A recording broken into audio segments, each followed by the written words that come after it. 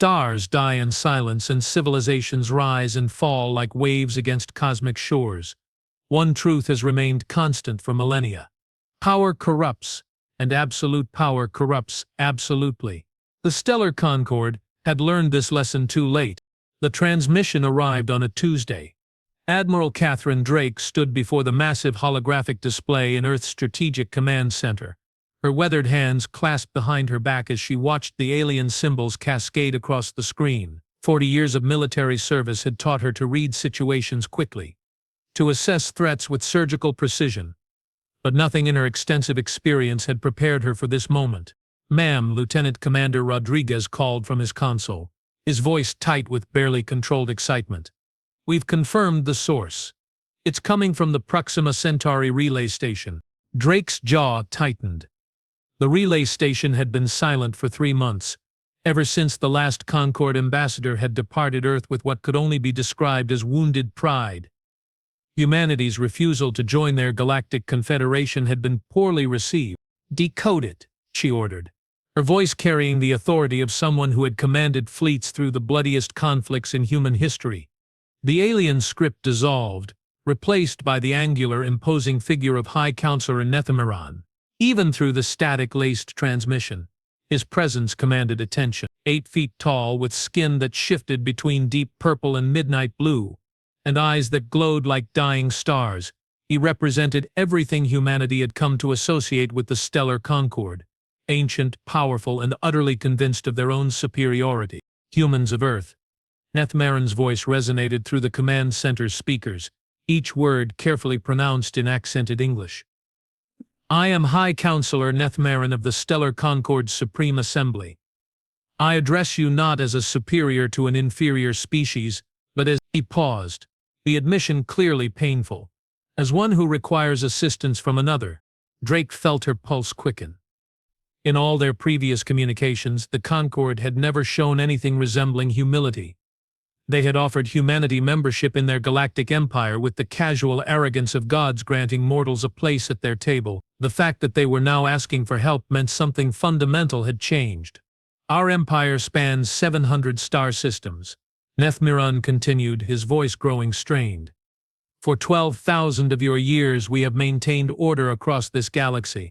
We have prevented wars that would have consumed entire sectors. We have mediated disputes between species that would have led to mutual annihilation. We have been the stabilizing force that allowed countless civilizations to flourish." The transmission flickered, and for a moment, Drake caught a glimpse of something in Nethmeran's expression that sent a chill down her spine: desperation. "But we are dying," he said simply. "The plague of dissolution spreads through our core worlds like a wildfire consuming dry grass. It is not a disease as you understand it, but something far worse. A decay that attacks the very essence of what makes us. Our greatest scientists cannot stop it. Our most advanced medical facilities can only slow its progress. Within 2 of your years, the Stellar Concord will cease to exist." Drake exchanged glances with her senior staff. The implications were staggering. The Stellar Concord controlled the primary trade routes between galactic sectors. Their collapse would create a power vacuum that could destabilize half the known galaxy. "We have studied your species extensively," Nethmeran continued, his tone taking on an edge of something that might have been respect. "You call yourselves Deathworlders, though we suspect you do not fully understand what that designation means to the rest of galactic civilization. You evolved on a planet so hostile that it forged you into something unique among all known sapient species. Where others adapted to gentle worlds, you learned to thrive in chaos. Where others developed peaceful cooperation, you mastered controlled aggression. Where others sought harmony with their environment, you bent it to your will." The High Counselor leaned forward, his glowing eyes seeming to pierce through the transmission directly into Drake's soul. "It is this quality, this stubborn refusal to accept defeat, this ability to find solutions where none should exist that we require now. The plague of dissolution is beyond our capabilities to resolve, but perhaps it is not beyond yours." Dr. Amara Okafor, Earth's leading xenobiologist, stepped forward. "High Counselor, you're asking us to solve a problem that your most advanced scientists cannot address. What makes you believe we're capable of? Because you survived, Nethmiran interrupted, his voice carrying a weight of millennia. When the Zikri swarm consumed the Endorian sector, 17 different species requested our aid. We arrived to find empty worlds stripped clean of all life. When the reality storms of the Maelstrom Nebula threatened to tear apart local space-time, 43 civilizations fled to safer regions. When the AI uprising in the Vega systems achieved technological singularity and began converting matter into pure computation, we evacuated everyone we could and wrote off the entire sector. He paused, and Drake realized she was holding her breath. But you humans of Earth faced extinction no fewer than 6 times in your recorded history. Ice ages that should have killed you, volcanic eruptions that should have buried your civilization, wars that should have ended your species, plagues that should have left your world empty, yet here you stand, reaching for the stars with the same determination that carried you through those dark ages. This is why we need you. This is why we demand your aid. The word demand hung in the air like a challenge. Drake felt her temper flare, the same righteous anger that had carried her through countless battles against impossible odds. You demand? She asked, her voice deadly quiet. Nethmiran's expression shifted, showing something that might have been regret. Forgive me, my translation protocols are imprecise when dealing with concepts of desperation. We are not accustomed to asking for help. We request your assistance. We implore you to consider our plea. General Harrison Cross, Earth's Secretary of Defense, moved to Drake's side. His scarred face, a testament to the brutal urban conflicts that had marked his early career, remained impassive as he studied the alien leader. What exactly are you asking us to do? Cross demanded. You're talking about saving an empire that spans 700 star systems. That's not a medical mission. That's a commitment that could consume our entire civilization. We ask only for a team of your finest minds, Nethmiran replied. Your scientists, your doctors, your problem solvers. Grant them access to our data, our facilities, our resources. Let them study the plague of dissolution with fresh eyes, unconstrained by the theoretical limitations that have blinded our own researchers. We will provide transportation, accommodation, protection, and compensation beyond your current means to calculate. Dr. Okafor stepped forward again, her dark eyes intense with scientific curiosity. You're describing symptoms of a phenomenon that attacks the fundamental essence of your being. Are we talking about something that affects consciousness, soul? If you believe in such concepts, quantum coherence patterns in neural networks, all of those and none of them, Nethmiran said, his frustration evident. The afflicted do not die, Dr. Okafor. They simply cease to be themselves.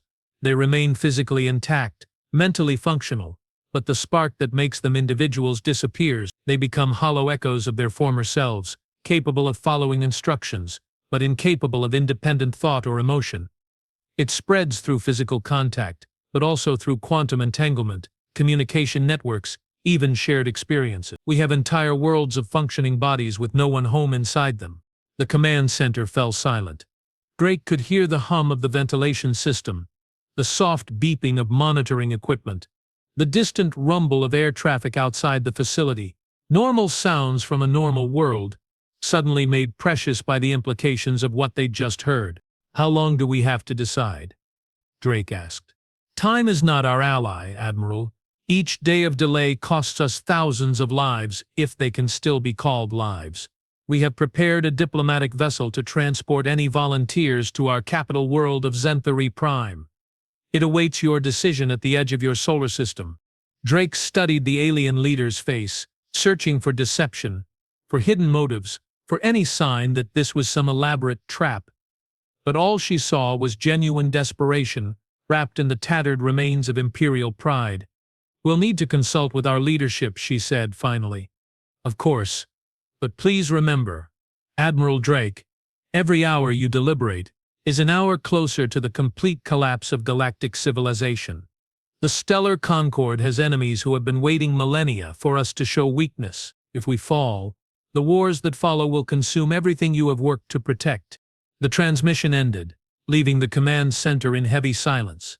Drake stared at the empty holographic display, her mind racing through the implications.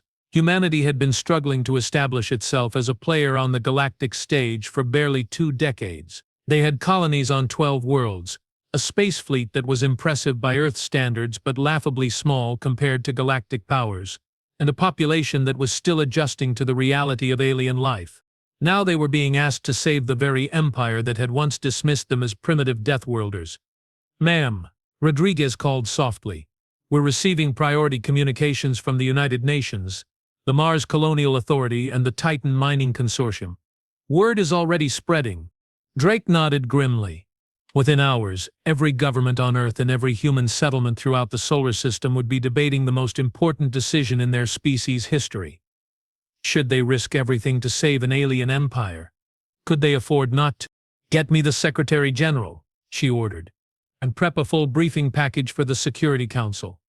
This decision is too big for any one person to make." As her staff scrambled to execute her orders, Drake remained standing before the empty holographic display. Somewhere out there, an ancient empire was dying. Somewhere else, enemies were gathering, waiting for the stellar concord to fall. And here on Earth, humanity faced the first truly galactic crisis of their existence. The stakes couldn't be higher. The risks couldn't be greater. The odds couldn't be worse. In other words, Drake reflected with grim humor, it was exactly the kind of impossible situation that humanity had always found a way to overcome. The question was, would this be the time their luck finally ran out? Dr. Yuki Tanaka pressed her palm against the observation window of Luna Station's primary laboratory, watching Earth rotate slowly in the star-filled void beyond. 48 hours had passed since the transmission from High Counselor Nethmaran, and the political firestorm showed no signs of abating. The preliminary vote was closer than anyone expected, her colleague Dr. James O'Brien said as he joined her at the window. His reflection showed a man aged beyond his years by the responsibility of leading humanity's xenobiology research division. 63% in favor of sending a research team, Tanaka murmured. 37% demanding we maintain strict isolation. The margin is too narrow. If we're wrong about this, we could be walking into a trap that ends our species. And if we're right, we could be saving galactic civilization, O'Brien countered. The data packets the Concord transmitted with their initial request are disturbing. This plague of dissolution isn't just another disease. The pattern analysis suggests it's something fundamental going wrong with consciousness itself. Tanaka turned from the window, her expression troubled. That's what worries me most. We're being asked to solve a problem that the most advanced civilization in known space cannot understand, using tools and knowledge they don't possess. Either they're overestimating our capabilities, or they're desperate enough to try anything, O'Brien finished, including trusting the primitive deathworlders they've spent decades looking down on. The laboratory doors hissed open, admitting Admiral Drake and a small entourage of military and civilian officials. The Admiral looked like she hadn't slept in days, and Tanaka suspected that was probably accurate. "Dr. Tanaka, Dr. O'Brien," Drake said without preamble. "The Security Council has reached a decision. We're sending a team to Zenthari Prime. The question is who goes and under what conditions." Tanaka felt her pulse quicken. Despite her reservations about the mission, the scientific opportunity was unprecedented. The chance to study an alien phenomenon that challenged the very foundations of consciousness and identity was irresistible. "What are the parameters?" she asked. 15-person team, Drake replied. Scientists, doctors, technicians, and a small security detail. The Concord has agreed to provide complete access to their research facilities, unrestricted data sharing and protection for our team. In return, we commit to a minimum 6-month research period with regular progress reports. Dr. O'Brien frowned. 6 months might not be enough time to understand something this complex, let alone develop a solution. "It's what we could get the isolationist faction to accept," Drake said grimly. They wanted a 3-month maximum with the right to recall the team at any time. 6 months with defined objectives was the compromise. "And if the plague spreads to our team?" Tanaka asked the question that had been haunting her thoughts since the initial transmission. "Then we learn that lesson the hard way," Drake replied with brutal honesty. The Concord claims it doesn't affect humans the same way it affects their species, but they admit they don't fully understand the mechanism. You'll be volunteers with full understanding of the risks. Tanaka exchanged glances with O'Brien. They both knew that if asked, neither of them could refuse. The opportunity to study consciousness itself, to understand what made sapient beings truly alive, was worth almost any risk. "When do we leave?" O'Brien asked. "The Concord diplomatic vessel will dock with Luna Station in 18 hours, Drake replied. "Team selection is already underway. Dr. Tanaka, you've been designated as senior xenobiologist. Dr. O'Brien, you'll head the Consciousness Research Division. Colonel Patricia Hayes will command the security detail." As if summoned by her name, Colonel Hayes stepped forward. She was a compact, efficient-looking woman with the kind of steady gaze that suggested she'd seen combat and emerged stronger for it. "Our primary mission is scientific," Hayes said, her voice crisp and professional. "But we're going into potentially hostile territory to help a civilization that's desperate enough to ask their former enemies for assistance. The security protocols will be comprehensive." "Hostile territory?" Tanaka asked. "The Concord is asking for our help. Desperate people make dangerous decisions," Hayes replied. "And if this plague is as devastating as they claim, we have to assume their society is fracturing. Civil wars, panic, breakdown of authority, all potential threats to our mission." Drake nodded approvingly. "Colonel Hayes raises valid concerns. You'll be operating in a civilization under extreme stress, dealing with a phenomenon that could affect your own mental state. The risks go far beyond simple physical danger."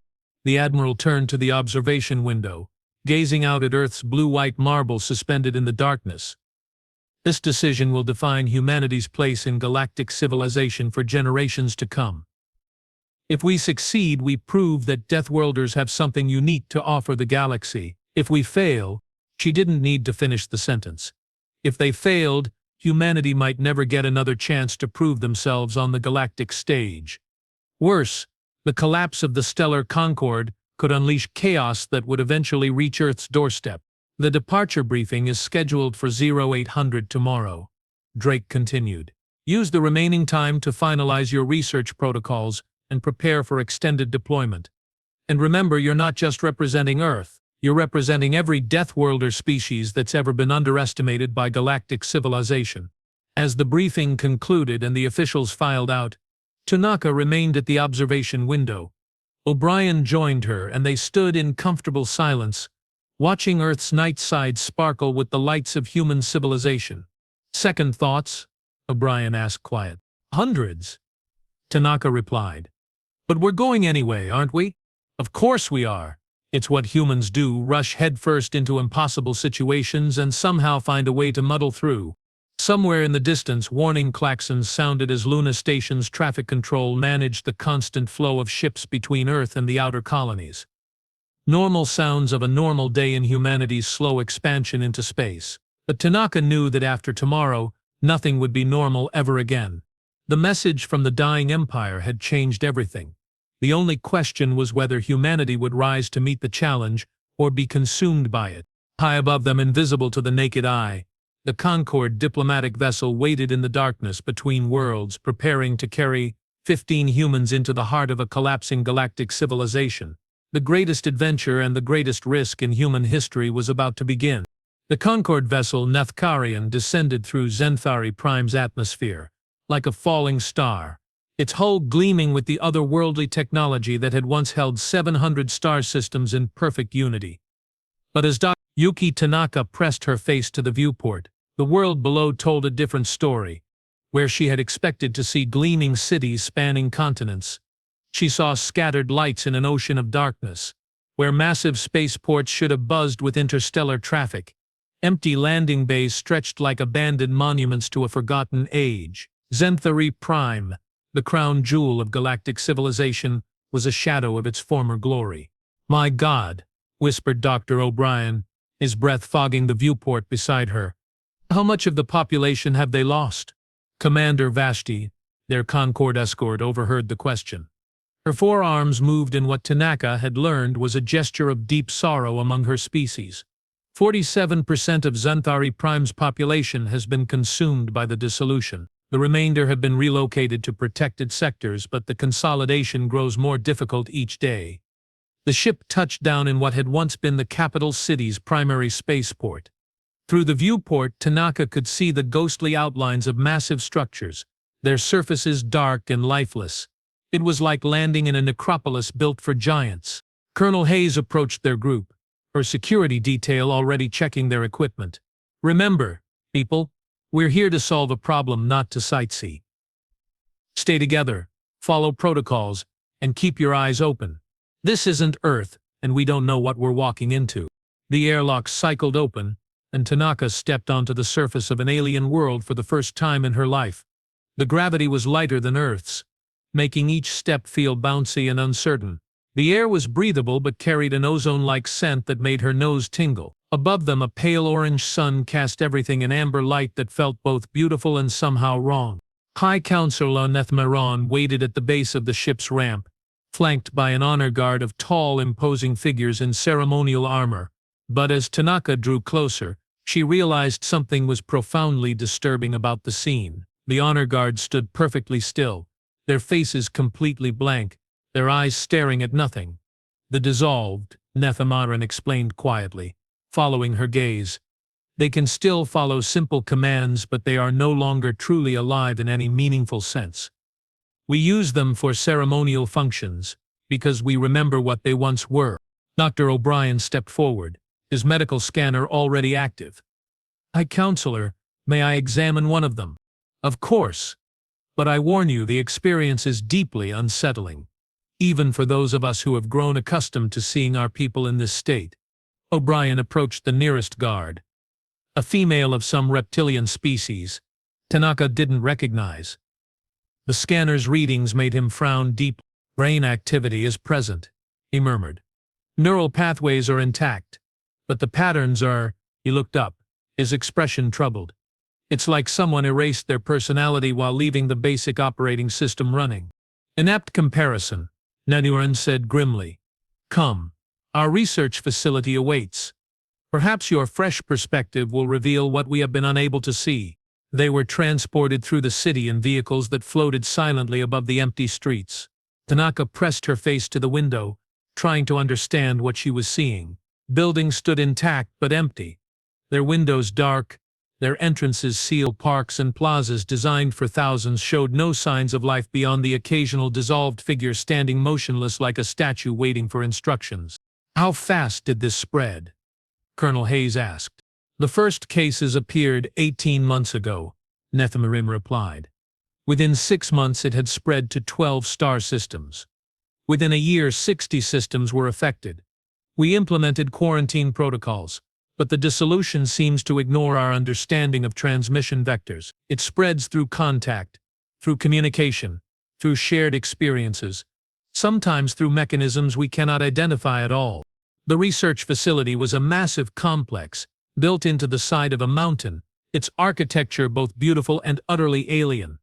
Crystalline spires twisted skyward like frozen music, while vast halls stretched into distances that seemed to bend geometry itself. But like everything else on Zunthuri Prime, it felt hollow, emptied of the life it had been designed to contain.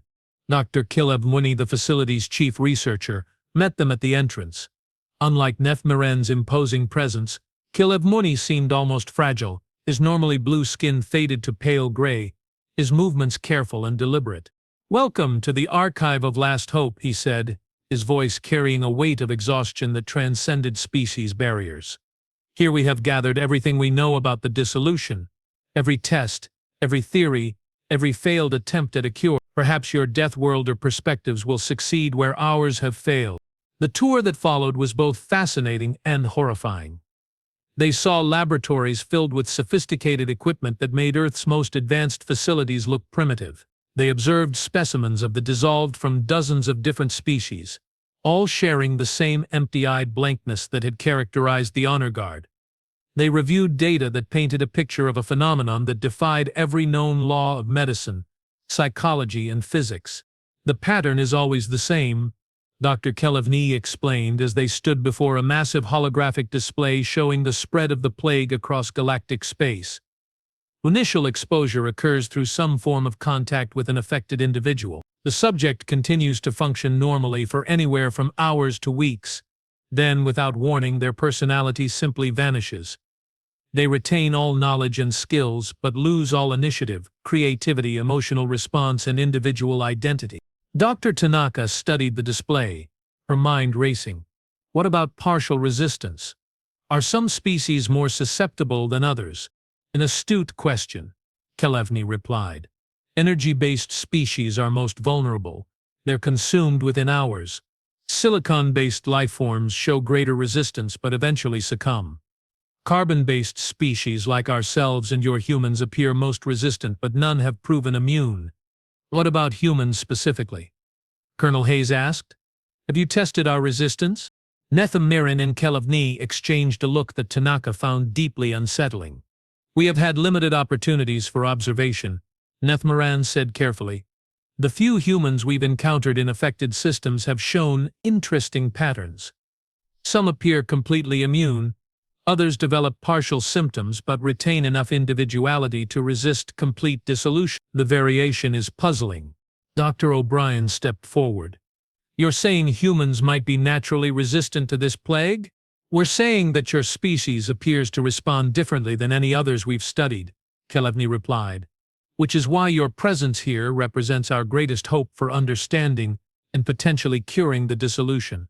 The briefing continued for hours, with the human team absorbing information at a rate that clearly impressed their hosts. But as the day wore on, Tanaka began to notice something troubling.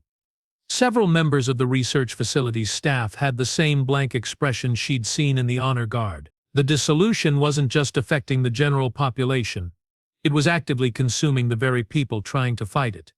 That evening, as the human team gathered in their assigned quarters, the full weight of their situation began to settle in. We're not just here to solve a medical mystery, Colonel Hayes said bluntly. We're watching an entire civilization die in real time. And if we can't find a solution, then we might be witnessing the collapse of galactic order, Dr. O'Brien finished. The Concord's enemies are waiting for them to show enough weakness to justify intervention.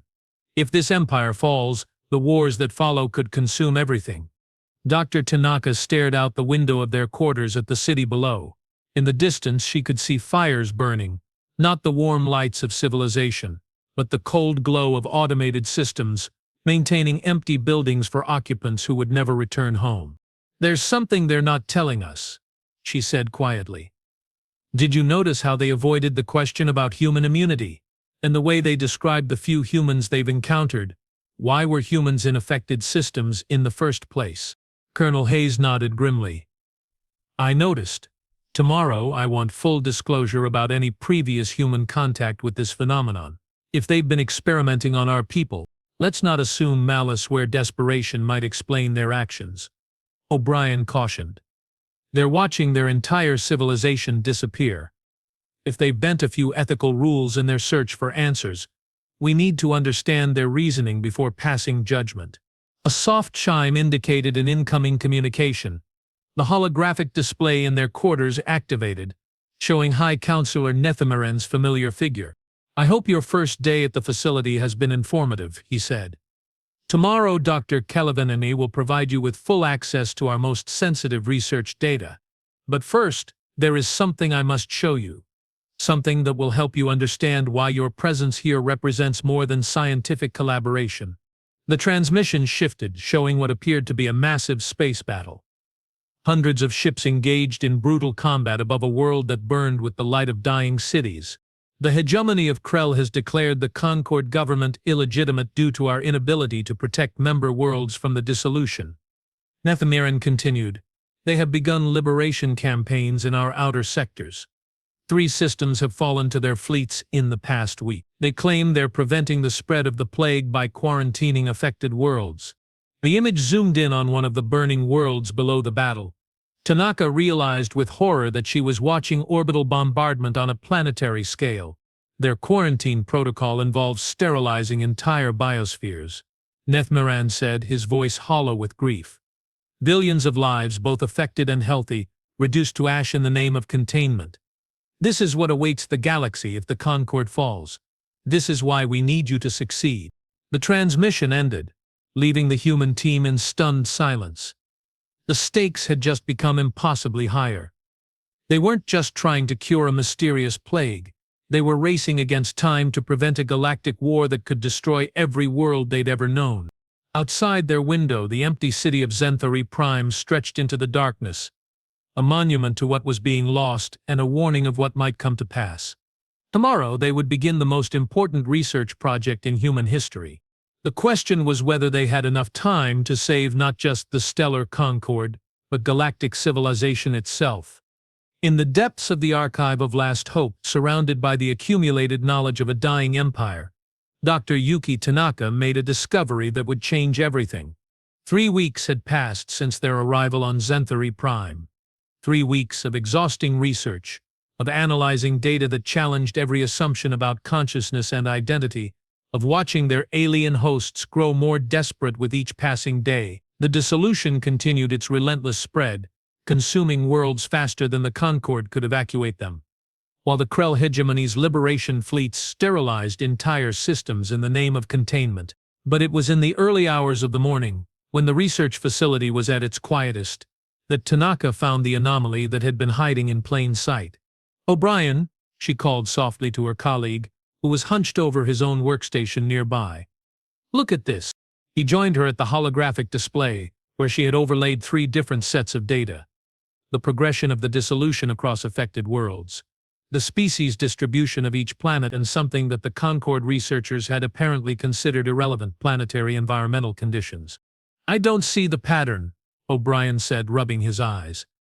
They'd all been pushing themselves beyond reasonable limits, fueled by coffee and desperation. "Look at the worlds where the dissolution spread fastest," Tanaka said, highlighting them in red. "Notice anything?" O'Brien studied the display for a long moment, then straightened with sudden understanding. "They're all garden worlds. Paradise planets with perfect conditions, stable climates, minimal natural disasters. Now look at the worlds where it spread slowest," she continued, highlighting them in blue. "Death worlds," O'Brien breathed. "Harsh environments, extreme weather, dangerous wildlife, unstable geology." He looked up at her with growing excitement. "The more hostile the environment, the slower the dissolution spreads." "It gets better," Tanaka said, pulling up another data set. "Look at the species resistance patterns. The Concord has detailed biological profiles for every member species in their empire." The new display showed a clear correlation. Species that had evolved on harsh worlds showed significantly greater resistance to the dissolution than those from gentle environments. The pattern was unmistakable once you knew where to look. "Sweet mother of Darwin," O'Brien whispered. "It's not random at all. The dissolution targets the comfortable, the stable, the safe. It can't get a solid foothold in minds that have been forged by constant struggle." "Which explains why humans show such unusual resistance," Tanaka continued, her excitement building. "We're the ultimate death-worlders. Our entire evolutionary history is one long story of surviving impossible odds, of adapting to threats that should have killed us, of never accepting defeat even when defeat seems inevitable." A soft sound made them both turn. High Counselor Anathemaron stood in the laboratory entrance, his expression unreadable. "You have found something," he said. "It wasn't a question. We need to test a theory," Tanaka replied, her mind already racing ahead to the implications. "But first, I need you to answer a question honestly. How long have you suspected that environmental factors play a role in dissolution resistance?" Nathemiron's silence stretched for several heartbeats. "Our initial analyses suggested a weak correlation between planetary conditions and spread rates. But the pattern was inconsistent, and we had more pressing concerns than theoretical epidemiology." "That's not what I asked," Tanaka pressed. "How long have you known that death-worlders are naturally resistant?" The High Counselor's shoulders sagged slightly. 6 months. We confirmed it 6 months ago when we began deliberately exposing volunteers from different species to controlled dissolution samples." Colonel Hayes emerged from the shadows near the laboratory entrance, having arrived silently during their conversation. "Volunteers?" she asked, her voice carrying a dangerous edge. "Human volunteers," Nathemaron admitted. "Traitors, diplomats, mercenaries. individuals who were already in affected systems when the plague emerged. We offered them compensation to participate in our research. And the results? O'Brien asked, though Tanaka suspected they all knew the answer. No human subject has ever shown complete dissolution, Nethmaran said quietly. Some developed partial symptoms, temporary loss of initiative, reduced emotional response, but their core personalities remained intact. A few showed no effects whatsoever. Colonel Hayes stepped forward, her hand resting casually on her sidearm. So you've known for months that humans are naturally resistant to this plague, and you only told us that you needed our help to find a cure. What's the real reason we're here? Nethmaran raised his forearms in what Tanaka had learned was a gesture of surrender. Because resistance is not immunity. Because we needed to understand the mechanism. Because without that understanding we cannot develop a treatment for those already affected. And because, a new voice added from the laboratory entrance, time is running out faster than we dared tell you. Dr. Kelevany entered, but he looked far different from the tired researcher they had met on arrival. His skin had the telltale grayish pallor of partial dissolution, and his movements had the mechanical precision of someone following programmed responses rather than conscious decision. Kelevany, Nethmaran said softly, you should be in isolation. I retain enough individual will to make this choice, Kelevany replied, his voice flat but determined. They need to know.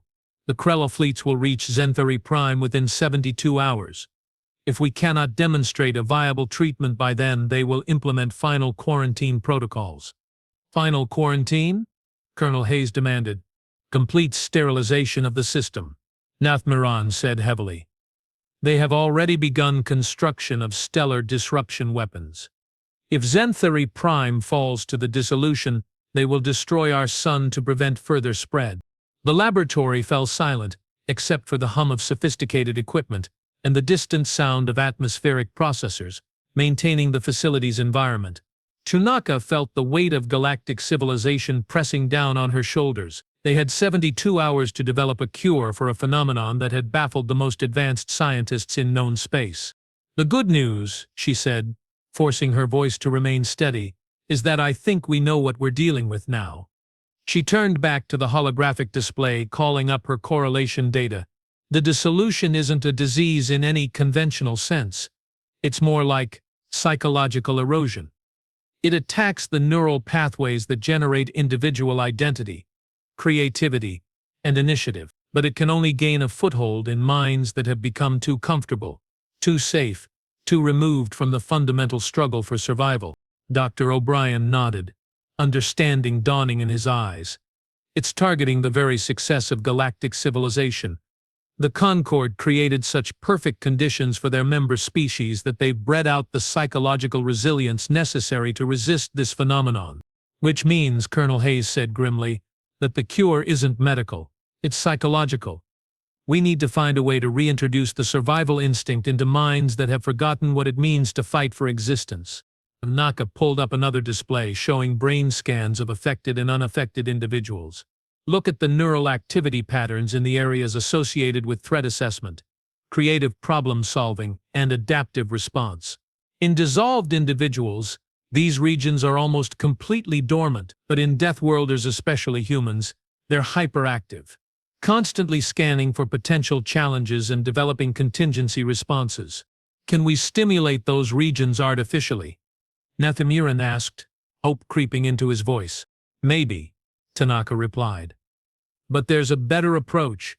Instead of trying to artificially recreate something that's been bred out of your people, we introduce them to minds that still have it in abundance. She turned to face the group, her expression intense with possibility. What if the cure isn't a treatment at all? What if it's exposure to Death Whirler consciousness patterns? Direct neural interface with human minds that still retain the full spectrum of survival-based thinking. Dr. Kelevany stepped forward, his partially dissolved mind struggling to process the implications. You're suggesting a form of psychological vaccination, exposing our people to human thought patterns to restore their resistance. More than that, O'Brien said, catching on to Tanaka's reasoning. We're talking about a complete restructuring of how galactic civilization approaches consciousness itself. The Concord has spent 12,000 years creating perfect conditions for their member species, but perfection breeds stagnation, and stagnation breeds vulnerability. Colonel Hayes frowned. You're talking about deliberately making life harder for billions of beings, reintroducing struggle and hardship to species that have evolved beyond it. We're talking about teaching them to survive, Tanaka countered. The alternative is watching them all become empty shells before the Krell sterilize entire star systems. A new alarm began sounding throughout the facility. Nethmiron's expression darkened as he accessed the emergency communication system. What is it? Hayes demanded. The Krell advance fleet has entered the system, Nethmiron replied, his voice heavy with despair. They're demanding immediate surrender of all research materials and evacuation of non-essential personnel. We have 18 hours, not 72. The laboratory erupted into controlled chaos as technicians began implementing emergency protocols. But Tanaka remained focused on her holographic display, her mind racing through possibilities.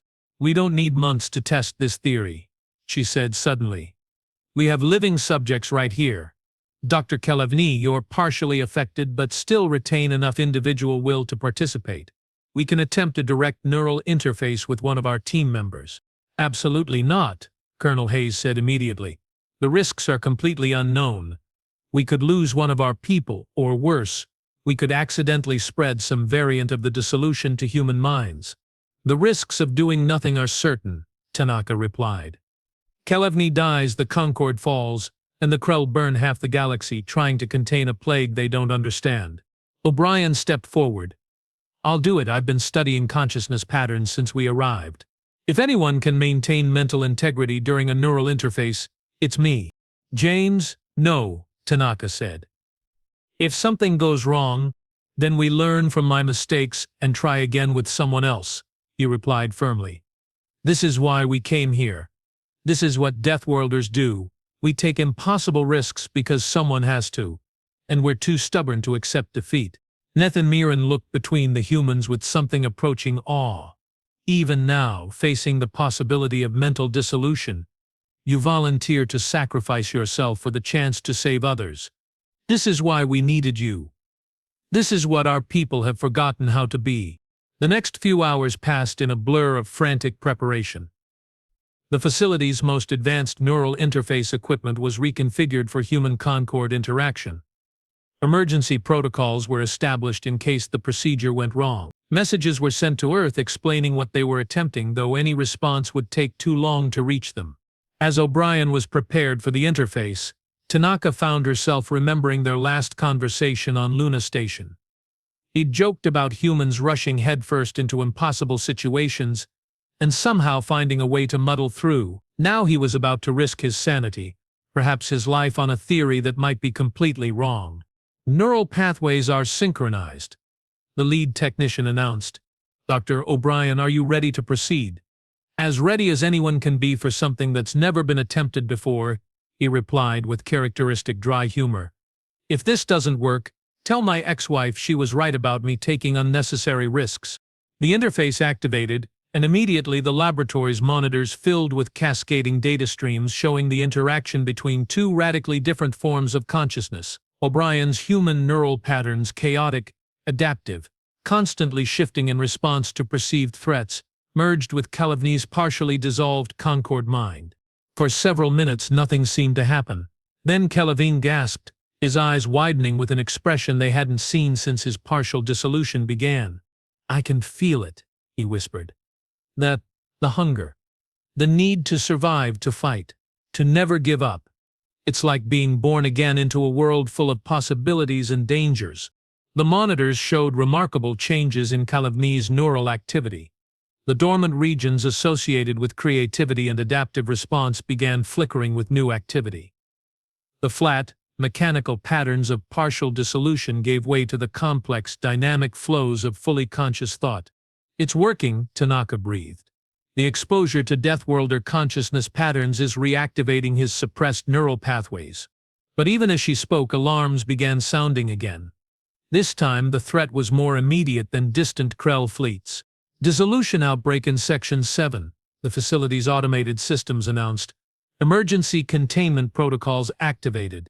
Colonel Hayes was already moving, her team securing the laboratory even as she accessed the facility's security feeds. It's spreading faster than before.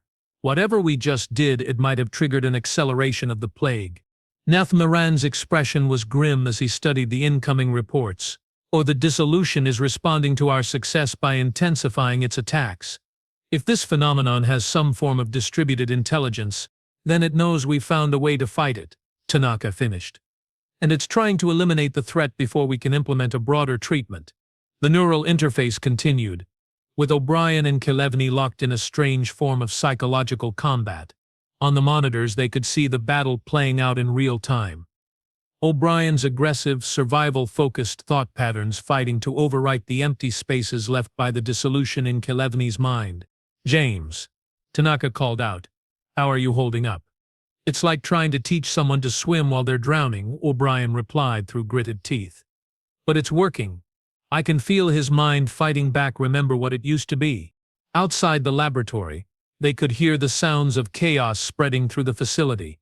The accelerated dissolution was consuming researchers and technicians at an unprecedented rate, leaving behind empty shells that continued to perform their duties with mechanical precision.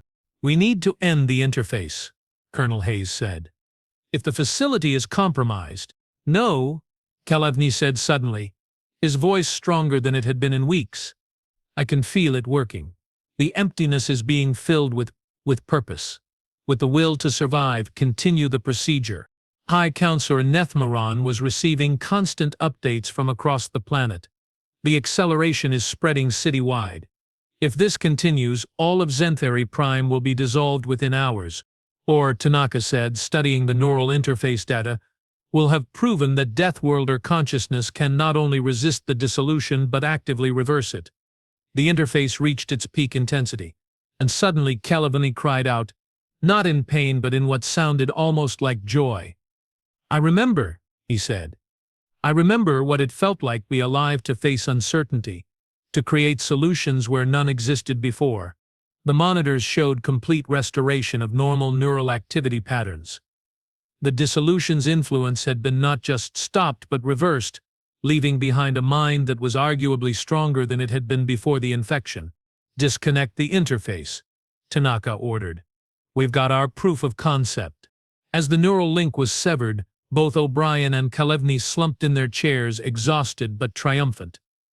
Around them, the facility's alarms continued to sound as the accelerated dissolution spread through the complex. "We can cure this," Tanaka announced to the group. "But not with individual treatments.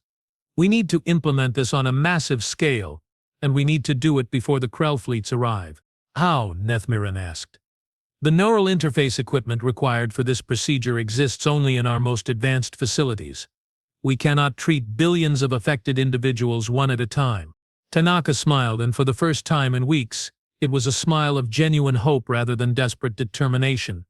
"We don't treat them individually," she said. "We broadcast the cure." The plan was audacious even by Deathworlder standards.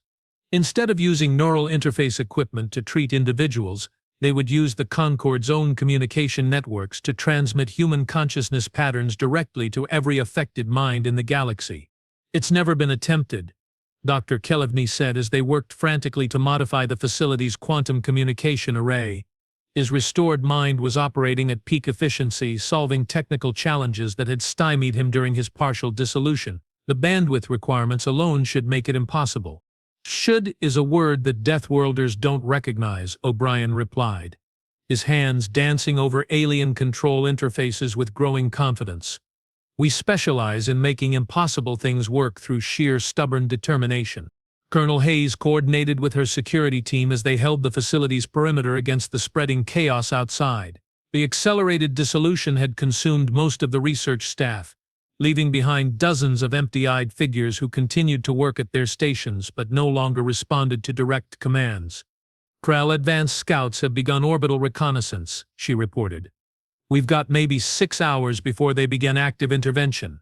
"The transmission array will be ready in 4, Tanaka replied, not looking up from the complex modifications she was making to the quantum field generators. "The question is whether we can maintain the broadcast long enough to reach every affected system in the galaxy." High Counselor Anathmeron stood at the facility's central command post, coordinating with the few remaining Concord fleets that hadn't been consumed by the dissolution or destroyed by Krell forces. I've ordered all loyal ships to relay our signal to maximize coverage. If this works, every being in 700 star systems will be exposed to your Death Worlder consciousness patterns simultaneously. And if it doesn't work, O'Brien asked, then the Krell will sterilize half the galaxy, and history will remember the Stellar Concord as a cautionary tale about the dangers of too much peace, Nephmeron replied grimly. The final preparations took place against a backdrop of mounting chaos. Outside the facility, Xanthari Prime's capital city had become a ghost town populated by dissolved beings who maintained the infrastructure, but showed no signs of independent thought. Ships continued to arrive and depart from automated spaceports. Traffic systems maintained perfect order, but there was no one left alive to appreciate the efficiency. Quantum field generators are online, Tanaka announced. Dr. O'Brien, are you ready for the most important broadcast in galactic history? He settled into the modified neural interface chair, surrounded by equipment that would amplify and transmit his consciousness patterns across impossible distances. Just remember, if this kills me, don't let anyone say I died quietly. The process began slowly, with O'Brien's neural patterns being digitized and prepared for quantum transmission. But as the system reached full power, something unexpected happened. Instead of simply broadcasting his individual consciousness, the array began pulling in patterns from every human in the facility. It's not just transmitting James, Tanaka realized, watching the data streams with growing amazement. It's creating a composite signal incorporating all of our consciousness patterns. Every human here is contributing to the broadcast. Colonel Hayes stepped up to one of the secondary interface ports. Then let's make sure it's a good one. She connected herself to the system, adding her own survival-focused mindset to the growing transmission. One by one, the rest of the human team joined the broadcast, each contributing their unique perspective on what it meant to survive, to adapt, to never surrender in the face of impossible odds. The quantum array pulsed with energy as it prepared to transmit the essence of Death Worlder consciousness across 700 star systems. Transmission beginning, the automated systems announced. Quantum cascade initiated. Signal propagation will reach all target systems within 47 minutes. Through the facility's observation windows, they could see the first signs of success. The dissolved beings in the city below began showing signs of confusion, then recognition, then the first stirrings of individual thought. Empty-eyed figures started looking around as if seeing their surroundings for the first time in months. It's working, Nephmeron said, his voice filled with wonder. Across the planet, across the system, the dissolved are awakening. They're remembering who they are. But even as the cure spread through the galaxy, the Krell fleet continued its approach. Long-range sensors showed massive ships dropping out of hyperspace at the system's edge, their weapons charging for planetary bombardment. Incoming communication from Krell Command, the facility's systems announced. The holographic display activated, showing a figure that epitomized everything humanity had learned to expect from galactic military powers. Tall, armored, with the kind of cold certainty that came from never having faced a real challenge to their authority. This is Fleet Admiral Kethmoran of the Krell hegemony. The figure announced. You will cease all research activities immediately, and prepare for evacuation. The Xanthari system has been declared a total loss and will be sterilized to prevent further contamination. High Counselor Nephmeron stepped forward. Admiral, we have developed a cure for the dissolution. The plague is already being reversed throughout our territory. There is no need for— Impossible, Kethmoran interrupted. Our analysis indicates that the dissolution cannot be cured, only contained through total elimination of affected populations. You will comply with evacuation procedures, or you will be considered enemy combatants. Colonel Hayes moved to stand beside Nephmeron, her expression hard. Admiral, I'm Colonel Patricia Hayes, representing humanity and the Sol system. We've successfully reversed the dissolution plague and are broadcasting the cure throughout Concord space. I suggest you verify our claims before taking any irreversible actions. For the first time, Kethmoran's expression showed something other than cold certainty. Humans? The Death Worlders are involved in this outbreak? Not involved, Hayes corrected. We're ending it. The transmission continued for several tense minutes as Cathmoran consulted with his superiors and verified the reports coming in from across the galaxy. Meanwhile, the quantum broadcast continued, carrying Deathworlder consciousness patterns to every affected world in Concord space. Finally, Cathmoran spoke again. Our intelligence indicates that dissolution symptoms are indeed reversing on multiple worlds. This development was unexpected. That's because you don't understand what you're dealing with, Tanaka said, stepping into view of the communication array. The dissolution isn't a disease, it's a psychological phenomenon that attacks minds that have grown too comfortable with safety and perfection. The cure isn't medical treatment, it's reintroduction to the fundamental struggle for survival. You're claiming that hardship is necessary for consciousness? Cathmoran asked, his tone suggesting the idea was almost incomprehensible. We're proving it, O'Brien replied from his position at the neural interface. Every species in this galaxy has spent millennia trying to eliminate struggle from their existence. You've created paradise worlds, perfect societies, ideal conditions for comfortable living, but comfort breeds stagnation, and stagnation breeds vulnerability to phenomena like the dissolution. The Krell Admiral was quiet for a long moment, and Deathworlders are immune because your worlds never allowed you to become comfortable. We're not immune, Hayes corrected. We're resilient. There's a difference. Immunity means you can't be affected. Resilience means that when you are affected, you fight back until you win. Reports continued streaming in from across the galaxy. World after world showed complete reversal of dissolution symptoms as the Deathworlder consciousness patterns reached them. The dissolved were awakening, remembering who they were, reclaiming their individual identities with a fierce joy that hadn't been seen in Concord space for months. But the broadcast had another effect that none of them had anticipated. The restored minds weren't simply returning to their pre-dissolution state, they were emerging stronger, more creative, more resilient than they had been before the plague struck.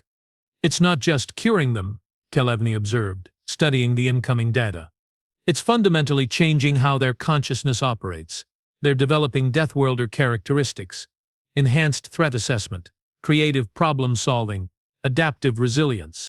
We're not just curing a plague, Tanaka realized with growing amazement. We're triggering an evolutionary leap in galactic consciousness itself. The full implications of what they had accomplished were still sinking in when Fleet Admiral Cathmoran made his final transmission. The Krell hegemony hereby recognizes the successful resolution of the dissolution crisis, he announced formally. However, this development raises significant questions about the future balance of power in galactic civilization. A species capable of not only curing but fundamentally enhancing consciousness itself represents a potential threat to established order. Colonel Hayes stepped forward, her expression stern. Admiral, let me be very clear about something. Humanity didn't develop this cure to gain galactic power or to threaten anyone. We did it because it was the right thing to do, because billions of beings were suffering, and we had the ability to help them. She paused, letting the weight of her words settle. But if you choose to see our help as a threat, if you decide that Deathworlder capabilities are too dangerous to be allowed to exist, then you'll discover exactly why we earned that designation in the first place. We don't start fights, Admiral, but we finish them. The silence that followed stretched across star systems, as two very different philosophies of power faced each other across the vast gulf of space. Finally, Cathmoran spoke. The Krell hegemony will withdraw its fleets and return to our territory, but this matter is far from resolved. The galaxy has changed today, and not all the consequences will be welcome. The transmission ended, leaving the facility in sudden quiet. Outside, Zenthari Prime was coming back to life as millions of cured beings emerged from the empty dream of dissolution. Across 700 star systems, an ancient empire was being reborn with a new understanding of what it meant to truly live. So what happens now? O'Brien asked, finally disconnecting from the neural interface. High Counselor Netherman looked out at his restored capital city, where lights were beginning to shine in windows that had been dark for months. Now we learn to be Deathworlders, Dr. O'Brien. We learn that struggle isn't something to be eliminated from existence. It's something to be embraced as the price of remaining truly alive. He turned to face the human team, his expression showing a respect that transcended species barriers. And we remember that sometimes salvation comes not from the wise or the powerful, but from those who refuse to accept that any problem is truly impossible to solve. Dr. Tanaka smiled as she watched the restored city awakening to its first dawn in months.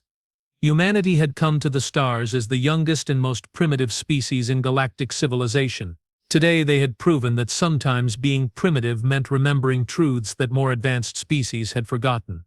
The age of comfortable certainty was over. The age of Deathworlder resilience had begun, and across 700 star systems, billions of beings took their first steps into a future where struggle and growth, challenge and triumph, would once again define what it meant to be truly, vibrantly alive.